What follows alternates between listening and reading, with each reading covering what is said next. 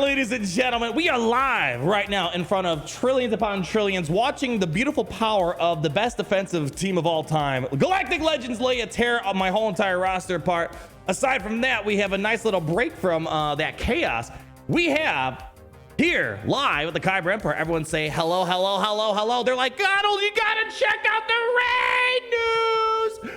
We got brand new hot deets being dropped on us right now, ladies and gentlemen, and I'm kind of looking forward to it. Forward to this new raid. Obviously, there's been a lot of problems that I had leading into this new raid, such as basically the crate dragon raid becoming obsolete. They want me to read this kind of with the raw takes. I'll be honest, I'm kind of going in with only half a brain, but that's kind of what I'm operating on half the time anyways. All right, with all that set aside, let's get into it. New raid news, Speeder Bike Pursuit. Let's just see. I normally read all this first. I'm like, all right, guys, give you the summary. You're just as close as I am right now. Maybe for the better. We'll see how it goes. Welcome to the Speeder Bike Pursuit raid preview post. We kind of had one of these right before the Crate Dragon raid came out. I'm surprised they're not even calling this a State of the Galaxy. Just, I really don't understand the communication direction for this year with no more road aheads for this year. I was expecting a State of the Galaxy for this. I'm a little confused. I mean, they're still communicating, but I don't know. It is what it is. The new raid will be releasing soon. My prediction is this month, and we wanted to give you a sneak peek of what you can expect and encounter as you take on this new event in the woods. New Speeder Bike Pursuit raid. And this is in red, so you know it's important. First things first, everything you know about Star Wars Galaxy Heroes has changed in this raid. I gotta say, Mia, if you're ever done being a community manager, you're gonna have the YouTube thing down pat, man. You know, capital letters, bold text, red text, you got it all down. Would you like to know more? Hit me. You piqued my interest. Before we dive into the post, our lead designer wanted to take you down memory lane and provide some insight on the inspiration for the Speeder Bike Pursuit raid. Yeah, I think we've already read this in the past, if I recall correctly. This is just the inspiration. Here you go. Feel free to pause it and read it. I'll wait for you. I'll give you a little thumbs up. So you can, all right, there you go. All right, moving on. I want to get to this. I want to know what is different. I want to read this line though. We're excited to bring you this brand new way to play with your collection, expanding upon our systems and utilizing them in new and interesting ways.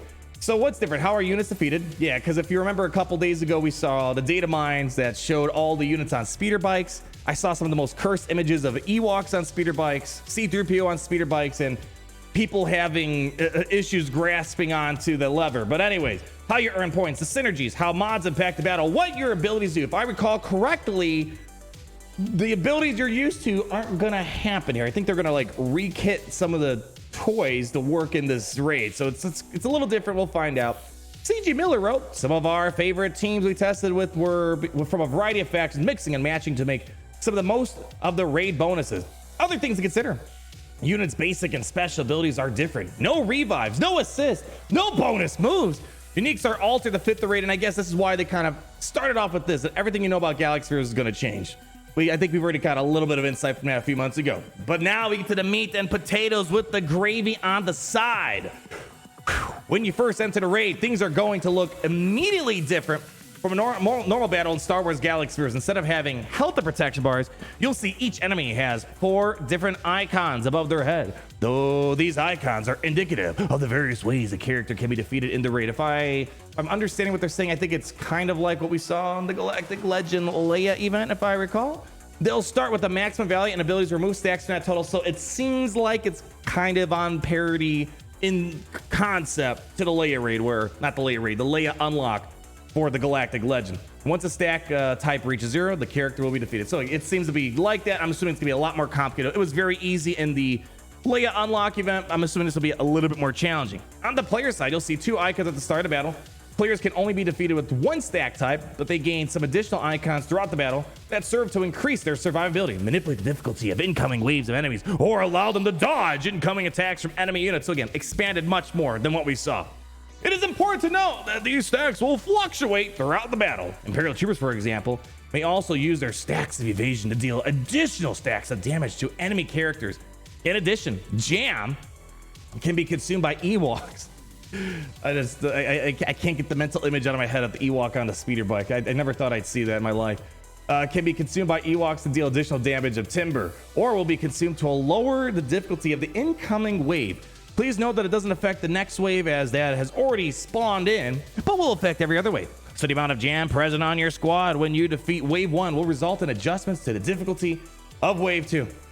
That's a lot of stuff saying that, yeah, this is not going to work like your Crate Dragon raid, like the other raids. It's going to be like that lay event. We'll probably pull it up again to kind of jog the memory a little bit. You'll earn points by defeating an enemy. There is no final boss in this raid, so defeat as many as you can. So it's just like, so there you'll be, all right, so the more enemies you defeat, the more points you get. So yeah, again, this is very much different than our traditional, here's the big baddie, knock them dead, Crate Dragon raid, Treya, Grievous, the AAT tank, the Rancor. They're moving beyond that. So it's kind of like, you know, I don't know, the first thing that comes to my mind is like, you know, Call of Duty Zombies, where you take on waves of zombies, and the more you beat, the higher the score you get, I'm guessing. Additionally, you'll earn points by mitigating the amount of stacks moved on your own characters through evading attacks or repairing stacks of damage on your characters. I just kind of like initial, oh man. I appreciate they're trying something different. Now, of course, I'm going in with an open mind. I'm curious to see what other people's take is going to be, because let me phrase it like this. Again, this is thinking off the head. I'm not even sure if I'm going to call this criticism. It's just something to keep in mind. What if, let's take, for example, Jedi Knight Luke Skywalker. He is one of the requirements. And let's take some, Magmature, I believe, is one of the requirements for this raid as well. Jedi Knight Luke is vastly superior over Magma Trooper. It seems like the kit has no impact on this raid. When you upgrade the characters, you want to make Jedi Knight Luke their highest priority, because that's the better character to invest in. But what if, because the Jedi Knight Luke kit, it's not going to work here like you think it's going to be. It's going to have some own unique buttons and abilities that we were reading here.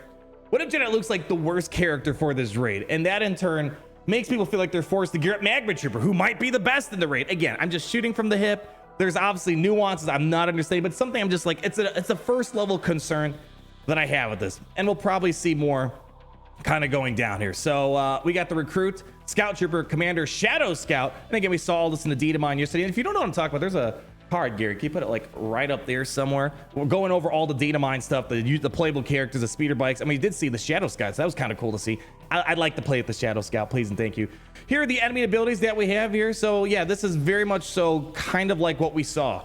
You had the side, I think they only had side swipe damage inside the layer event. I don't remember Timber being a part of that.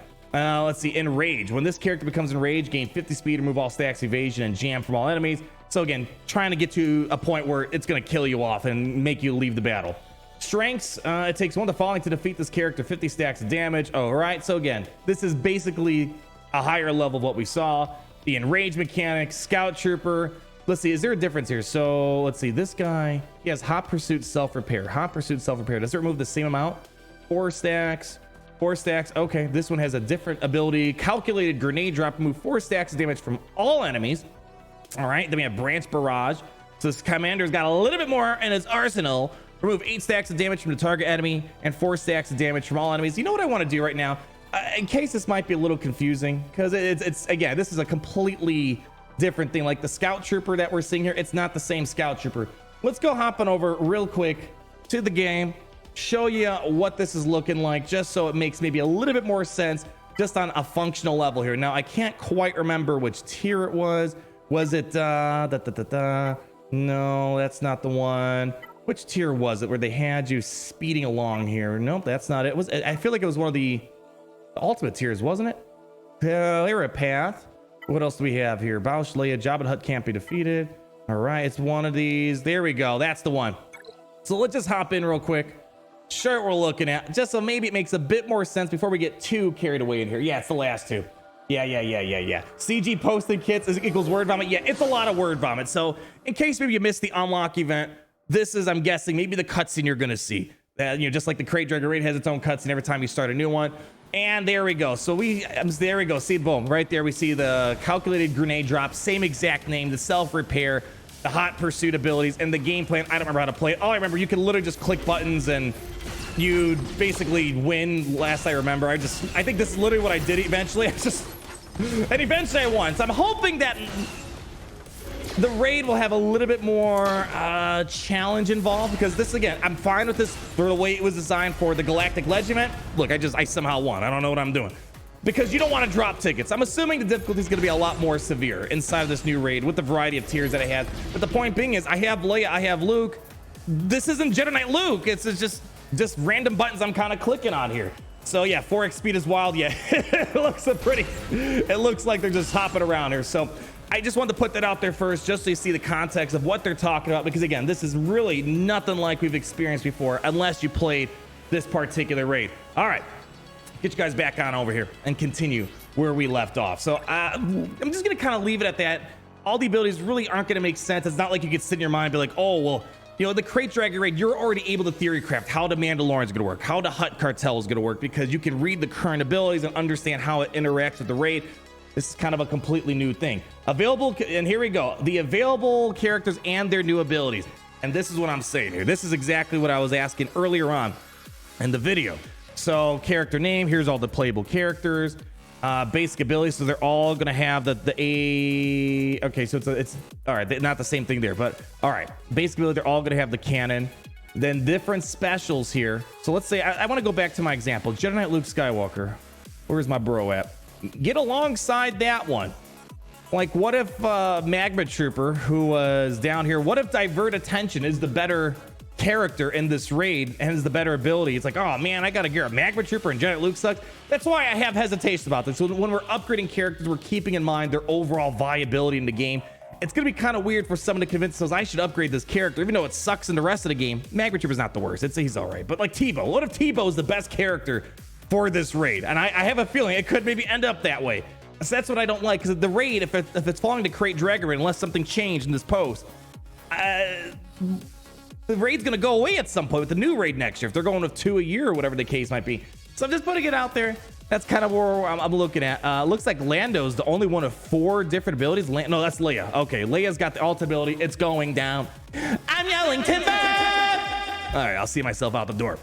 All right, granted abilities. So here we go. At first glance, statistical rework is a lot of information to absorb, but it really boils down to the idea that the stats granted by the leader and unique abilities, as well as the mods the player have equipped, will provide additional effects for your abilities. Man, let me see this. All right, so if you are a faction bonus of a rebel, when this character uses the base ability, they repair 2 stacks of damage on all allies. All right, so it's kind of like, you know, each faction had their own benefits in the Crate Dragon raid. Similar thing here. This character gains a stack of shield for every stack repair above max on self. Grant ability, faction bonus, Imperial. This character starts a battle with 5 stacks of jam. Where's the peanut butter? That's all I want to know. I don't eat jam sandwiches. Anyways, when this character uses the basic ability, they remove bonus stacks of damage to target enemy equal to number of stacks of evade on all allies. Then this character loses all stacks of evade. Ewoks, again, really right now it's not making a ton of sense to me. I gotta play with it. These aren't how the characters work normally. When this character uses basic ability, they remove bonus stacks of timber to target enemy equal to the number of stacks of jam on all allies. Whenever an enemy is defeated with timber, all Ewok allies gain 2 stacks of jam. I don't know. I'm still running. Okay, let me hold up for a moment. Let's look at the mods. Oh man, this is gonna be this might be complicated to explain. I just want to put out there, I feel like there is still a general misunderstanding of how like mods affect ships. I keep trying to explain it, and I understand, especially when new folks come in and you're interactive mods for the first time, you assume if I make the character fast, the ship goes fast, and that's not really the case. I have a feeling this is going to cause confusion as well, but of course it'll be hopefully demystified over time a bit better. But oh my gosh, no, I don't want to have accuracy. Oh gosh, hold on, let me just read this real quick. Hold on. Okay, let me back up.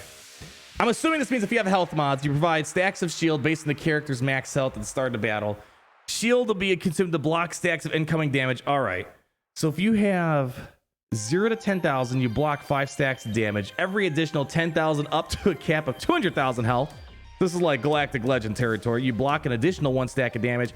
At cap, this results in 24 stacks of shield. I wish I could say, oh yeah, that makes sense. I mean, it does, but it's definitely a new layer of complication. Gosh, this sounds like it's gonna require maybe a lot of remodding, more so than Crate Dragon raid. I don't know. Protection, same as above, for a combined total 48 stacks of shield at max. Oh man, what if? No, hold on. So I'm confused. Is this protection? It's its own individual category. So is this saying if I have physical accuracy Or is this all the same thing? Here, I need the Kyber Club. Like, this is what's nice when you have like 12 billion brains on here. The accuracy, yeah. All right, so I'm understanding this right. I think. I hope to goodness there's not going to be an accuracy arrow meta. Like, please no. Please no. Accuracy is generally seen as the worst mod in game. The farm with limited inventory, but imagine if like everyone's got to push for accuracy arrows. And again, if this raid goes extinct, like the Crate Dragon raid, I believe is going to go extinct with the new raid coming. They only want one raid to rule them all, as they said many months ago. These mods kind of go to waste ends. But if you have physical accuracy under 5%, no effect. If you're 25% and over, remove 6 additional stacks of sideswipe with removing sideswipe. And I can't really quantify how important is that right now. Oh, so this right here, I'm not happy about this. But you know there's gonna be that one person who's got like only accuracy arrows. Like, yes, it's my time to shine. I'm not liking this just from a contextual standpoint. So we'll have to wait and see in application what it's like. Critical avoidance, okay. If you are 100% or higher, remove 8 stacks of additional timber, and when removing timber, oh boy. Yeah, this is a lot of mod swapping is already a big pain in the butt. I hope they have something to maybe make mod swapping easier. If you don't have hot utils, yeah, your life's a lot more complicated. Yeah, when's the mod loadout stream gonna be? Oh man, physical critical chance. All right, critical chance isn't that out of the ordinary. 75% or higher, 25% chance to reduce an ally's cooldown by 1 to start a battle. Oh man, oof. Again, I don't understand how important it is, but I'm just making the assumption that some characters are going to need to have higher accuracy. Some characters are going to need the high critical chance. Critical damage. If you're over 220%, this is all about turn meter control. Critical damage, okay, you know, plenty of people with critical damage out there. That's not too out of the ordinary. Attack damage, so looking at offense, if you're over 10,000, which that's kind of a tough threshold to hit. And I'm assuming which attack damage are they looking at? Are they looking at any of them? There's the physical special. I'm a little confused. If you're over 10,000, remove 12 stacks of damage when removing damage. Okay. A lot of repeat words here. Armor, 70% or higher. Block 2 incoming stacks of damage. All right. That's kind of a simple calculation. Armor, if you have defense mods, you need to have like a good degree of defense mods. But again, defense is not the worst, but it's not like the speed, damage are kind of the biggest forte of mods out there. So I'm really curious how this is going to impact the mod economy. I really am. Physical evasion. Oh man, please no. I don't want gain 3 stacks of evasion when gaining evasion. I don't know why. Gain 3 stacks of evasion when gaining evasion. I don't even know if that, to my mind, it just sounds like circular talk. Health steal, 40% or higher. Repair 3 stacks of damage, removing 16 or more damage. Potency, if you have 80% or more, remove an additional 8 stacks of distract when removing distract. Tenacity, 100% or higher. Keep 5 stacks evasion after evading. Okay. Yeah, again, there's so many questions, like what characters are going to be better in this raid when they're trashing the other game modes? Are we going to have to gear them up? Are we going to go out of our way to go for these bonds? I don't know. A lot of uncertainty going on. I have a weird suspicion. You know, I appreciate, again, they're trying something new. Maybe we'll end up loving it. But I have a feeling if this doesn't... Like, it reminds me, remember rock, paper, scissors? They tried something new. Okay, I'm glad you guys tried something new. You know, you got to think outside the box. They never did it again. I wonder if this might be one of those never do it again. Maybe they'll do it. Maybe they like that people are going out of the way and farming mods just for the hell of it, even though they're not useful other places. Raid modifiers and cadence update. What do we got? All right. Much like the Crate Dragon Raid Hunt, you can apply modifiers to adjust the difficulty. So that's nothing new. So if you have Gear 12, I think it's like Tier 1 you can do. If you have Relic 8, Tier 7's the highest you can do. I'm assuming Relic 8's the highest tier. I could be wrong. As a reminder, don't be afraid to try more modifiers. Yeah, that's nothing new. We shouldn't be too unfamiliar with the modifiers. So that's we kind of get the general mechanics of that. With the speeder bike raid, you're allowed 8 attempts instead of the 5. I believe they said a while ago they're going to reduce the frequency of the raid, so maybe this will be okay, but it's really hard to get guilds to participate 2 times a week, 5 times every time to do the Crate Dragon raid. So 8 attempts instead of 5. Maybe it's quick. Who knows? To accommodate the 3 character team size. So it's like a 3v3 type of thing. Additionally, with the speeder bike raid, will be adjusted. There we go. The cadence to allow a longer time between runs, but the rewards have been adjusted to stay consistent. We'll have to verify that. You know, I know there was a lot of debate with moving from the old raid to the crate raid. There wasn't parity on everything, so we'll have to wait and see, make sure that's the case. This cadence is being introduced to relieve pressure on guilds to provide feedback based on their experiences with the KDH cadence. Things to note: the launch cost will be doubled to compensate for this. Okay, and ticket cap for guilds is being increased from 150k to 210k. Okay, that all makes sense. Raid modifiers. Okay, I'm just gonna read the highest tier here. So again, different tiers with the modifiers. Let's just go to the highest one, level 6. Enemies gain 25 speed and inflict additional 8 stacks of damage with each ability every 2 turns the enemy takes. They repair 5 stacks of damage, 4 stacks of distract, and 4 stacks of sideswipe on themselves. The number of stacks required to defeat each enemy is increased by 100%. These effects do not stack with prior modifiers. Man, I just like, oh gosh. I mean, again, we're kind of just going for the raw take here. This is my first time of going through it. The Crate Dragon raid, I was really excited about it. Like, I love the Crate Dragon moment in Mandalorian. I do love the speeder bike part of Endor on Return of the Jedi.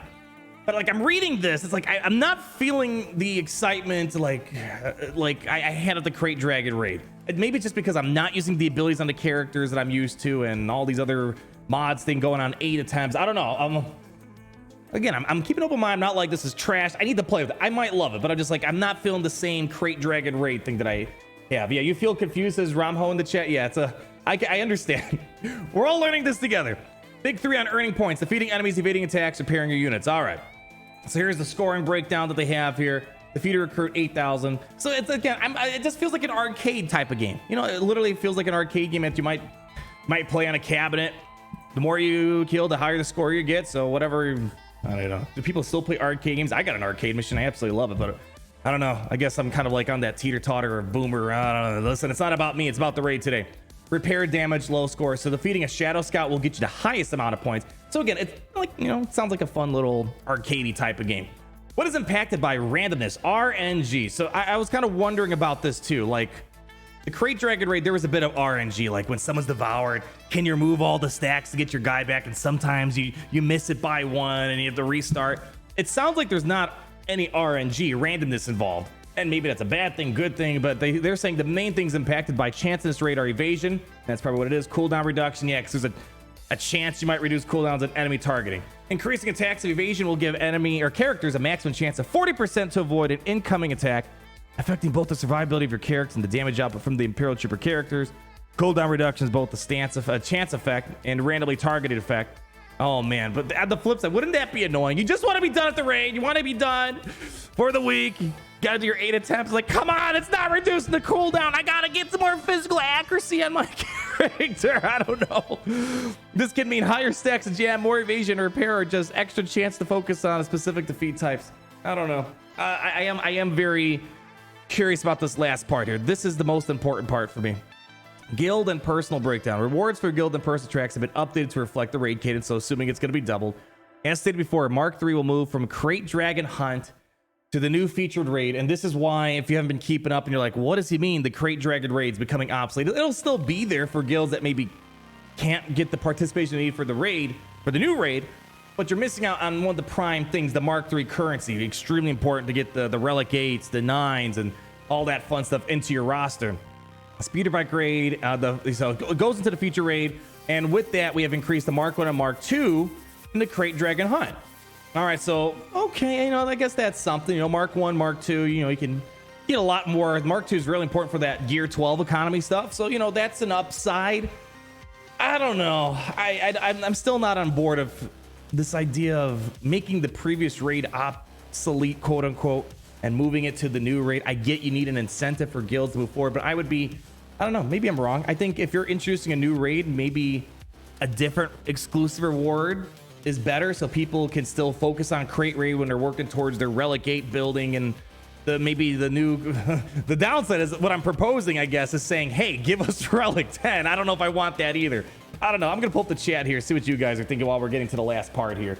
Yeah, so I'm trying to think. I mean, they could still introduce Relic 10 and make it Mark III exclusive. There's just so much we don't know about. There's just so much we don't know about. They could easily still introduce a Relic 10, and if you're not getting Mark III, you're screwed. So they could still do that. Okay. Speeder Bike raid, max enabled currency. Okay, so 16,950, 12,500. and you get 10,000. Okay, Crate Dragon Raid, pre-Speeder Bike Raid Max, earnable currency. Whoa, hold on, I'm confused. Mark the remove from Crate Dragon Hunt to the new feature raid. Oh, okay, it's pre. So this is what you currently get. All right, okay, yeah, this makes sense. But afterwards, it's going down to 0, but they're increasing the Mark 1, Mark 2. So at least you're not taking everything from you, they're compensating for it. Thank you for reading our Speeder Bike Pursuit preview post. We are extremely excited to get this new raid into your hands and hear your feedback. All right, okay, well, there's still a few lingering questions unless I glanced over it. Number 1, I'm assuming that the difficulty modifiers, let me double check. Yep, there we go. That while Relic 9 will provide a power advantage, the way the Enrage works will encourage folks to try different compositions. Hold on a second. And are they confirming that this is still going to be Relic 8? I'm not seeing it. I'm trying to see right now if it's still Relic 8 for the highest tier, or did they move it to Relic 9 all of a sudden? I mean, I'm seeing they mentioned Relic 9, but I'm not sure if they're saying Relic 9's the new Relic required for level 6. Maybe I glanced over it. I don't know, but I'm not. That's one of my number 1 concerns, making sure we're not doing Relic 9 minimum for level 6. Hopefully it keeps to Relic 8. They don't see what the levels are. All right, just making sure I didn't miss anything. All right, but overall, my opinion still kind of stands on how I feel about the Mark III leaving the Crate Dragon Raid. It kind of feels bad. You invest all in this Crate Dragon Raid. It's like, oh, all right. I mean, not to say like the stuff you invest in is bad. Mandalorians are good. Tuscans are good at least. It just, but I feel like it's gonna kind of double with this new raid because there's gonna be another raid after this, and you're gonna invest in, who knows, physical evasion mods or something. Accuracy might be important. And then all of a sudden the new raid comes out like, oh, we're not gonna do this again. I hope you guys enjoyed all those mods there. They didn't tell us for Crate either. Yeah, so yeah, so a lot more question answers. My initial reaction is I don't feel the same excitement like I did for the Crate Dragon Raid, just mainly because of all this shenanigans, and I need to see the implications. Maybe Tebow's gonna be the best character, Jedi Luke might be the worst, and you know, I could see from a spreadsheet perspective they want to get you upgrading Tebow because you all got Luke already, but not Tebow. So I got some concerns about all that. So I'm gonna pass the ball over to you guys, and I guess to wrap up, I did not see anything in regards to confirmation. But if I recall the Crate Dragon Raid, when we got a post similar to this, we saw the raid get released shortly after. Could be next week. It seemed like if this is showing up this month, we probably could see this raid, especially the data mines that were pulled the other day with all the assets. Good chance you might see this raid later on this month. But how's the Kyber Club feeling? Don't give them the ideas. We're gonna find out. We're gonna go through this together. This is kind of the first time when reading something, it's like I don't quite 100% understand a lot of the implications and the way the raid's gonna work. Maybe that's a good thing. It's a new challenge of some sort, but I have this weird feeling this is gonna be like rock paper scissors, like with the Rey Supreme Leader Kylo Ren event, and they might not do it again. It might not go over well, and we might be stuck with it for several months until the new raid goes on. Anyways, we're gonna finish up our Grand Arenas. Thank you so much for stopping by. I'm sure there's gonna be a lot of interesting thoughts in regards to this. I'm kind of neutral at the moment with a lot of concerns that I presented today. But one thing I'm not concerned about is how it's great to be in the Empire today. Are you doing the honors? Are you going to do the honors? Anyone here going to do the honors, please?